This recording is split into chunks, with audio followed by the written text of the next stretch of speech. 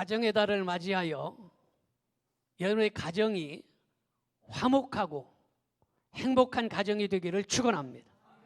오늘 내 셈을 복되게 하라 이런 말씀을 드리는데, 노벨상 수상자가 글을 썼습니다.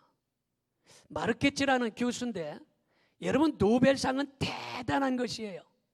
우리나라는 지금 노벨 평화상 한 사람밖에 받은 사람이 없어요. 그만큼 노벨상은 대단한 것인데, 이 노벨상을 받은 이 마르케츠 교수의 책에 그런 내용이 있습니다. 콜레라 시대의 사람, 이런 제목이에요. 그런데 이 소설에서 비누 한 장 때문에 부부 사이가 붕괴되는 모습을 아주 적나라하게 잘 묘사했다라는 것입니다. 비누 한 장 때문에 가정이 파탄나고 깨지더라, 이런 말이에요. 내용이 어떤 내용입니까? 어떤 부인이 화장실에 세수 비누를 사다 두는 것을 깜빡했어요. 대부분의 화장실에 비누, 수건, 치약, 슬리퍼, 이런 것들은 대부분의 아내들이 하는 일들이에요. 물론 남자들이 해주면 좋고 아멘도 안 하네. 자녀들이 그거 잘하면 더 좋고, 하지만 주로 아내들이 그걸 하더라, 이런 말이에요. 그런데 비누를 사다 놔야 되는데 비누가 떨어져 깜빡한 거예요. 남편이 샤워하다가 비누가 없어요. 그래서 퉁명스럽게 비누 없이 샤워한 지 일주일이나 됐어 하고서 말을 던졌더니, 그 부인이 발끈하고 신경질적인 말투로 뭔 소리야, 하루밖에 안 됐는데 일주일이라고 뻥 치고 자빠졌네. 이렇게 강한 어조로 이야기를 한 것입니다. 그래서 그들은 비누 때문에 싸웠어요. 그리고 7달 동안 말을 하지 아니했습니다. 방을 따로 쓰고 밥 먹을 때도 한마디 이야기를 하지 아니했습니다. 어떻게 비누 때문에 7개월 동안 말을 하지 않고 싸울 수 있을까? 그러나 아무도 먼저 미안해라는 이야기를 하지 아니했기 때문에 7달이나 간 것입니다. 어떻게 비누 한 장 때문에 가정이 무너질 수 있을까? 그렇게 반문하는 사람이 있고, 또 아이고 그럴 수가 있을까? 라고 생각하는 사람도 있을 수 있습니다. 그런데 이런 일은 세상에 너무나 많이 일어나고 있다는 것입니다. 대부분의 부부싸움은 거창한 일로 싸우는 일이 거의 없어요. 아주 사소한 문제. 세수하러 들어갔는데 세수비누가 없다. 또 화장실에서 볼일 봤는데 화장지가 떨어졌다. 양말을 신고 출근하기 전에 화장실 들어갔다 나오려고 하는데 아내가 샤워해서 슬리퍼에 물이 절벅절벅해서 양말이 다 젖었다. 남편이 양말을 벗어놓는데 도나스처럼 동그랗게 벗어서 집어던져 놓는다. 이런 사소한 것 때문에 싸우지, 거창한 것 때문에 다투거나 싸우는 일은 거의 없다라는 것입니다. 여러분, 말을 할 때에 감정을 상하지 않고 좀 다정한 말로 하면 별일 아니에요. 그리고 대답할 때도 퉁명스럽게 대답하지 아니한다면 아주 그런 사소한 문제들이 사그러지고 맙니다. 그런데 가는 말도 강하고 오는 말도 강한 거예요. 이렇게 사소한 것 때문에 7달 동안 말하지 않고 그러다가 가정이 깨지는 일들이 세상에 참으로 많이 있다라는 것입니다. 상대방이 먼저 말을 해주기를 기다리고 자존심 때문에 머뭇머뭇거리는 사이에 2달, 3달 가다가 걷잡을 수 없이 크게 일이 되어버린다는 것입니다. 그럼 우리는 어떻게 해야 됩니까? 우리는 먼저 묵혀두지 말고 중요한 이슈들에 대해서는 그때그때 자신의 감정과 의견을 분명하게 말하는 것이 좋습니다. 그렇지 않으면 나중에 문제가 터졌을 때 이것이 더 크게 확대되기 때문입니다. 그래서 지혜롭게 해야 되는데 먼저 화가 나 있을 때는 입을 다무는 것이 좋습니다. 지금 화가 나서 흥분 상태인데 얘기하면 더 큰 일이 생겨난다라는 것입니다. 그리고 무슨 말을 할 때는요, 미리 생각하고 정리해서 말하는 것이 좋습니다. 왜냐? 문제를 더 악화시키지 않기 때문에. 내가 이 말을 했을 때에 상대방이 어떤 말을 어떻게 생각할까? 요것까지도 미리 생각하고 좋은 말, 덕스러운 말, 은혜스러운 말을 할 수 있어야 된다는 것입니다. 그리고 이야기할 때는 구체적으로 이야기를 해야 된다는 거예요. 왜냐? 부부라고 해서 원하는 것, 바라는 것, 그 사람의 마음까지 다 알 수 있는 것은 아니기 때문이에요. 그래서 무엇이 불만인지, 무엇을 원하고 있는지, 무엇이 문제인지 구체적으로 이야기를 해야 한다는 것입니다. 말을 하지 아니하면 서로 오해할 수 있고 더 큰 문제로 확대될 수 있습니다. 어느 날 한 남자의 아내가 그만 죽었습니다. 슬픔을 당한 남자에게 친구가 문상을 왔어요. 친구의 부인이 죽어서 문상 가가지고 가자마자 주저앉아서 방바닥을 치면서 대성통곡을 합니다. 그때에 부인이 죽은 이 남편이 생각하기를, 몰라? 저놈이 좀 수상하네. 아니, 내 마누라가 죽었는데 왜 저놈이 저렇게 울고 자빠졌어?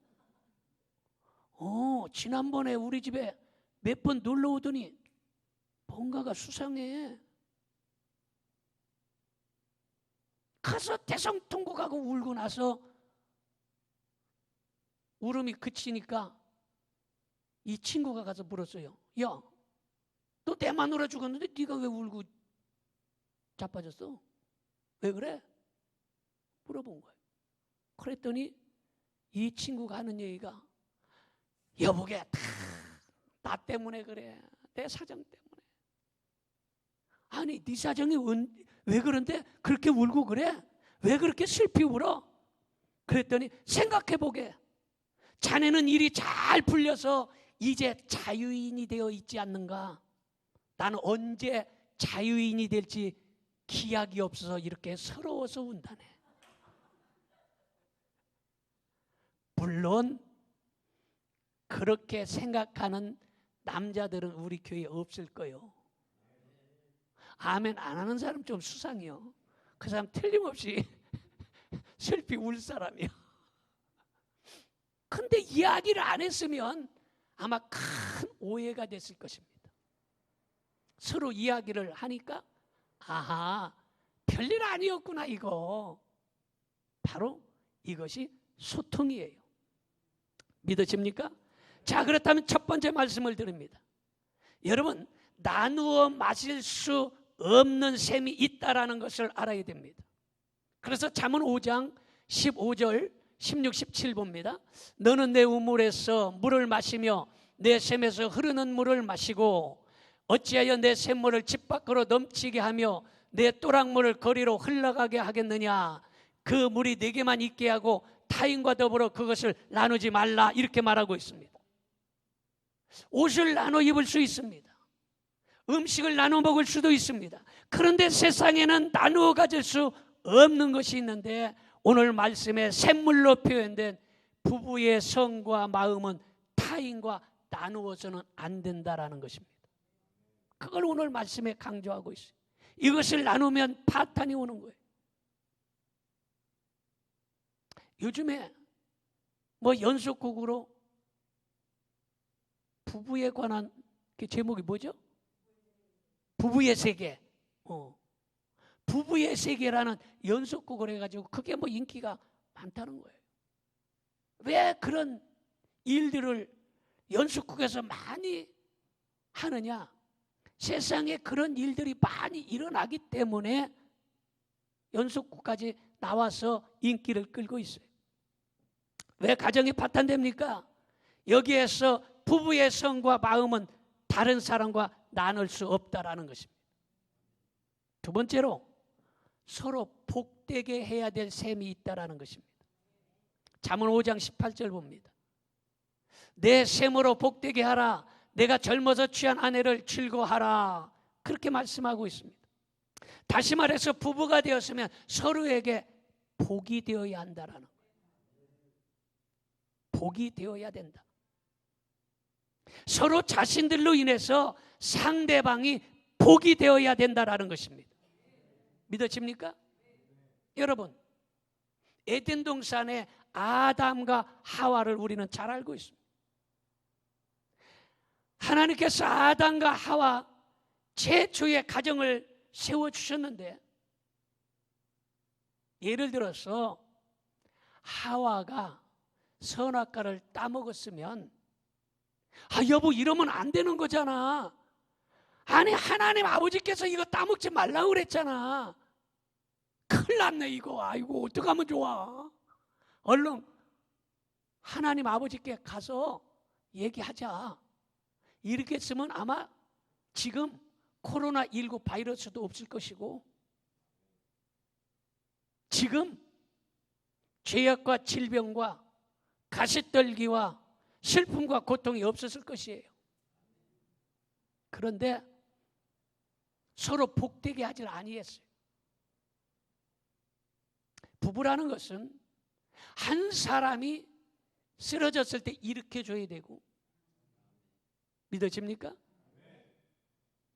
부부는 한 사람이 잘못되었을 때 그것을 바른 길로 갈 수 있도록 해야 되는 거예요. 부부는 한 사람이 시험 들었으면 아이고 여보 그러면 어떡해. 기도해야지. 여보 그러면 어떡해. 아이고 여보 그래도 이 교회가 낫지. 다른 교회 또 간들 또 뭐가 달라지겠어. 그 교회도 똑같을 텐데. 서로 복되게 해야 된다라는 거예요. 이해가 되면 아멘 합시다. 서로 복이 돼야 되는 거예요. 근데 아담과 하와는 서로 복이 되지 못했다라는 것입니다. 여기서 서로 복되게 하라 이렇게 말하고 있어요. 그리고 즐거워하라 이 말은 칭찬을 받게 하라는 뜻입니다. 부부는 이처럼 서로에게 복이 되고 칭찬받도록 해야 하는 것입니다. 그렇게 되려면 서로의 도움이 없이는, 희생 없이는 불가능한 것입니다. 남편이 있어야 될 자리가 있습니다. 남편이 있어야 할 자리와 아내가 있어야 될 자리가 또한 있습니다. 그리고 남편이 해야 될 일과 아내가 해야 될 일이 있는 것입니다. 또한 상대방의 행복 또는 불행의 반절은 나에게도 책임이 있다. 다 남편이 책임이 있고 다 부인이 책임이 있다. 이렇게 하면 문제가 해결이 안 되는 거예요. 나에게 반절은 책임이 있다. 아멘 합시다. 따라서 합니다. 나에게 반절은 책임이 있다. 어떤 일이든지 나에게 반절은 책임이 있다라고 생각해야 하는 것이. 아이고 저 권사님만 다 잘못했어. 그게 아니에요. 아이고 저 목사님만 다 잘못했어. 그게 아니에요. 나에게도 반절은 책임이 있다. 그 생각을 가져야 가정이 화평하고, 그 생각을 가져야 교회가 화평하고, 그 생각을 가져야 성도들 사람과의 관계가 화목해지는 것입니다. 다 다른 사람에게만 책임이 있고 나에게는 책임이 없는 것처럼 생각하기 때문에 문제가 생겨난다라는 것입니다. 이해가 됩니까? 자, 그 다음에 세 번째는 만족하게 여기고 연모하는 셈이 있습니다. 잠언 5장 19절을 봅니다. 그는 사랑스러운 암사슴 같고 그 아름다운 암노름 같으니 너는 그의 품을 항상 족하게 여기며 그의 사랑을 항상 연모하라, 이렇게 말하고 있습니다. 그는 사랑스러운 암사슴 같고 아름다운 암노루 같으니 너는 그의 품을 항상 족하게 여기며 그의 사랑을 연모하라. 다시 말해서 사람은 완벽하지 않다라는 것을 깨달아야 되는 것입니다. 따라서 사람은 완벽하지 않습니다. 사람은 완벽한 사람이 없어요. 주의 종도 완벽하지 못하고 예수님 이외에는 이 세상에 완벽한 사람은 단 한 사람도 없다라는 것을 알아야 되는 것이에요. 그래서 불만스럽게 생각하면 끝이 없습니다. 자기의 생긴 것도요 만족하는 사람 없어요. 얼마 전에 인터넷에 보니까 러시아에 사는 21살 먹은 여자인데 입술이 손바닥만 해. 아래 입술, 윗입술 빨갛게 홀라당 뒤집어져 가지고 그냥 수술을 25차례인가 받았대. 그리고 필라를 거기다 넣어 가지고 입술을 갖다가 까 뒤집어 놔 가지고 그냥 어마어마해. 이 손만의 양쪽 입이. 자기는 입술을 섹시하고 아름답게 보이려고 그래. 그 입술을 안 했어도 이쁜 얼굴인데. 여러분, 나는 나라고 생각해야 돼. 따라서 나는, 손을 들어봐. 나는 나다. 나는 나라고 생각해야 돼. 내가 키가 적다. 내가 뚱뚱하다. 내가 못생겼다. 나는 눈에 쌍꺼풀이 없다. 나는 코가 주먹코다. 그게 그 사람의 독특한 개성이에요. 아멘 안 하는 거 보니까 만족하는 사람이 없구만. 자기 얼굴에. 그 사람의 개성이에요. 여러분, 탤런트 영화 배우들 보세요. 못생긴 사람들도 주연을 많이 합니다. 물론 잘생긴 배우 탤런트도 있지만 정말로 저렇게 생겼나 했는데도 주인공을 하고 아주 인기 있는 사람들이 많이 있어요. 왜냐? 그 사람들은 자존감이 높기 때문에. 나는 나다 생각하고 살기 때문에. 자기의 개성이에요. 그게 개성. 불만으로 생각하면 모든 것이 다 불만스러운 거예요. 그렇게 이쁜 여자도 자기 입술을 갖다가 까 뒤집어 놔가지고 그냥 입술을 손바닥만하게 양쪽으로 해놓고, 야, 나 깜짝 놀랐어. 여러분, 이렇게 모든 사람 만족한 사람이 없고 완벽한 사람이 없다는 것이에요. 그래서 불평하고 살려면 모든 것이 다 불평스러운 거예요.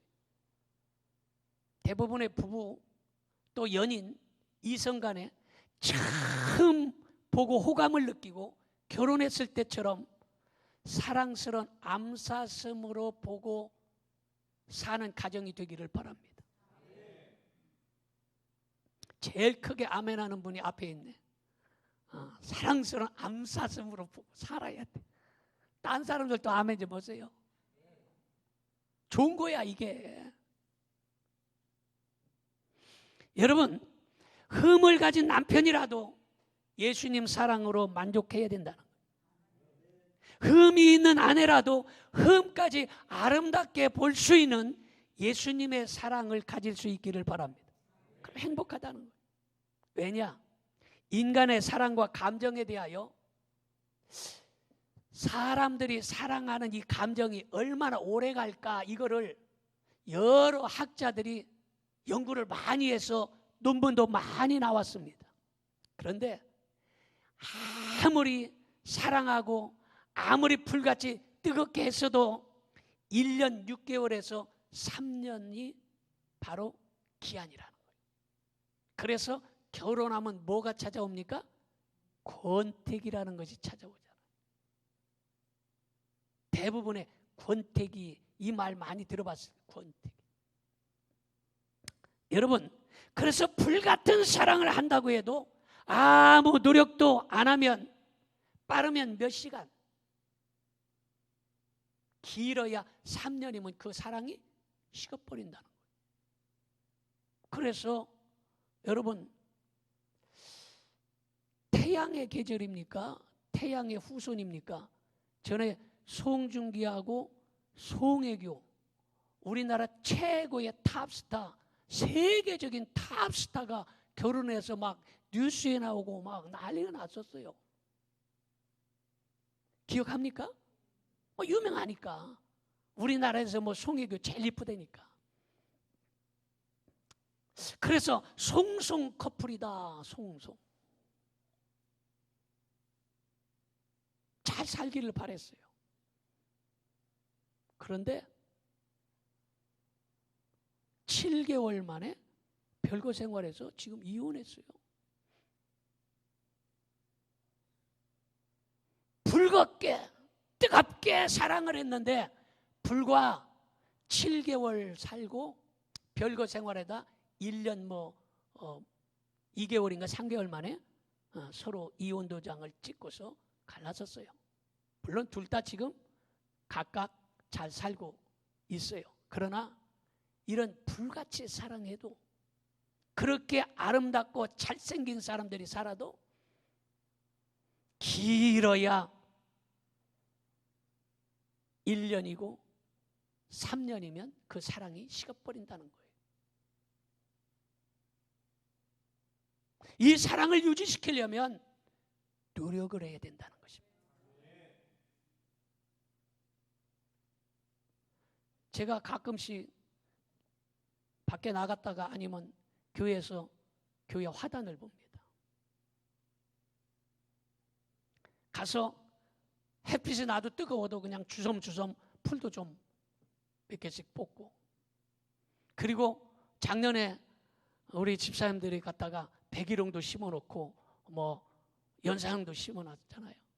그것도 그냥 놔두면 어느 순간에 진딧물이 껴서 그거 싹 꽃 다 뜯어먹어서 꽃이 잘 없어집니다. 진딧물이 있나 자주 가서 봅니다. 그리고 가지가 엉뚱한 대로 빠져나오는지 그런 것들 솎아서 주고, 그래서 관리를 하는 거예요. 그리고 물을 갖다가 틀어주려면 뒤에 교회 후문 마당에서 수도꼭지를 들고 팍 뛰어서 돌아가지고 이쪽에서 호수를 잡고 10분 20분씩 물을 쫙 갖다가 넉넉하게 줍니다. 아마 교회 끝나고 예배 끝나고 나가시다가 이 화단을 보면 아마 여러 가지 꽃들과 잔디, 꽃나무 이런 것들이 보일 거예요.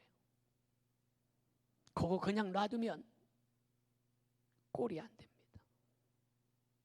놔두면 화단이 잡초밭이 되는 거예요. 벌레로 득실득실하는 것입니다. 이처럼 가정도 마찬가지고 사랑도 마찬가지고 관리하고 거름주고 가꾸고 보살펴야 행복한 가정이 된다라는 사실을 믿으시면 크게 아멘 합시다. 크게 아멘 합시다. 크게 아멘 합시다. 여러분, 텃밭을 갖고 본 사람들 알겠습니다만은 지금 수양관에 고추 3개, 오이 3개, 참외 3개 이렇게 많이씩 안 하고 그냥 조금씩만 물 안 주면요 금세 허벌레 나자빠지고 어떤 거는 말라 죽어 있어요. 금세 말라 비틀어지는 것이에요. 인간관계도 마찬가지예요.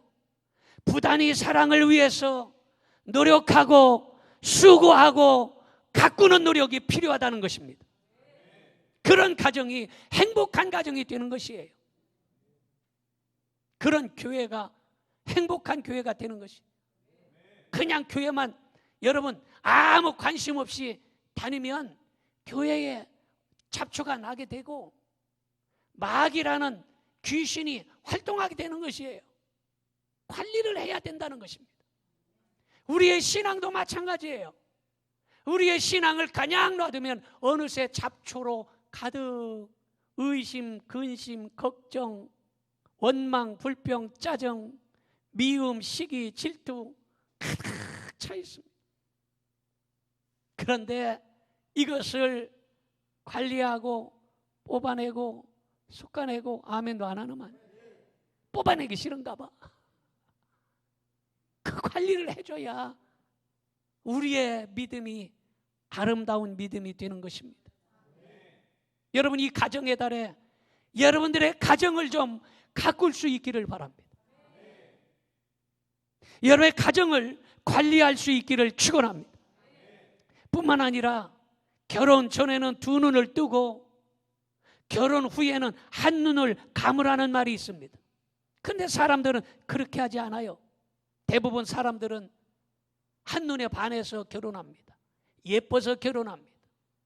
밥 먹는 모습이 예뻐서 밥 잘 먹어서 결혼했어요. 그랬더니 결혼해서 보니까 밥 처먹는 게 돼지처럼 처먹으니까 아이고 정내미가 뚝 떨어진다 그래요. 아니 결혼 전에는 그렇게 식성이 좋아서 잘 먹는다고 생각했는데 결혼하고 보니까 돼지 새끼처럼 처먹어. 결혼 전에는 아주 터프하고 아주 칼칼하고 아주 솔직해서 좋았는데 결혼해 보니까 그것이 다 상처가 되는 거예요. 결혼 전에는 그게 멋있어 보였는데 카리스마 넘치게 보였는데 그게 다 상처가 되는 거더라. 여러분, 이래서 여러분 결혼하고 살다가 정신을 차리고 두 눈을 딱 뜨고 보면 여러 가지 허물이 보여서 살맛이 안 나는 것이에요. 그래서 아이고 저 인간과 어떻게 평생을 사나, 저런 인간과 내가 평생을 사나, 정신이 아찔한 거예요. 그래서 우리나라 이혼율이 48%예요. 10명 중에 5명이 이혼하는 것이에요. 지금 세상에 세계에서 이혼율 2등이에요. 저출산율, 아기 안 낳는 거 세계에서 1등이에요. 여러분이 가정의 달을 맞이하여 알아야 될 것은 하나님께서 최초로 가정이라는 기관을 세웠다는 것입니다. 하나님이 가정을 세운 것이에요. 이 가정을 세우되 아담과 하와, 남자와 여자로 세웠지 이번에 코로나19 확산을 시키는 게이 동성애자들 이걸 세운 게 아니에요. 여러분, 지금 처음에는 신천지 사이비 2단 집단으로부터 이렇게 전국에 확산되더니 그만 다 없어지려고 하니까 다시 지금 이태원발 게이클럽, 동성애, 게이라고 하면 연세 드신 분들은 모를 수도 있어요. 게이는 뭐냐? 남자와 남자끼리, 여자와 여자끼리 사랑하고 결혼하고 뭐 이러는 것이 바로 게이클럽이에요. 거기에 수천 명씩 몰려들고 줄로 서서 들어가야 되는 것이 그 게이클럽이에요. 한두 군데가 아니고 수십 군데가 있어요. 인터넷 사이트 클럽 중에서 회원을 제일 많이 갖고 있는 이 사이트가 동성애 클럽이에요. 게이클럽 24만 명, 회원이 24만 명이에요. 이 24만 명이 얼마나 많습니까? 그러니까 국회의원, 장관 뭐 이런 거 되려고 그러면 동성애를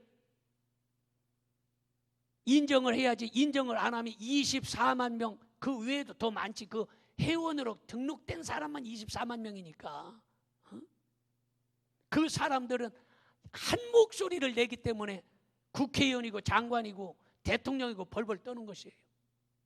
그러나 하나님께서 분명하게 최초의 가정은 아담과 하와, 남자와 여자를 세워주셨다는 사실을 꼭 기억할 수 있기를 바랍니다. 오늘 말씀을 잘 기억하고 여러분의 가정을 잘 돌보고 관리하고 노력해서 튼튼하고 복된 가정 되길 바라고 사랑이 넘치는 행복한 가정이 되기를 축원합니다. 기도하겠습니다. 전능하신 아버지 하나님,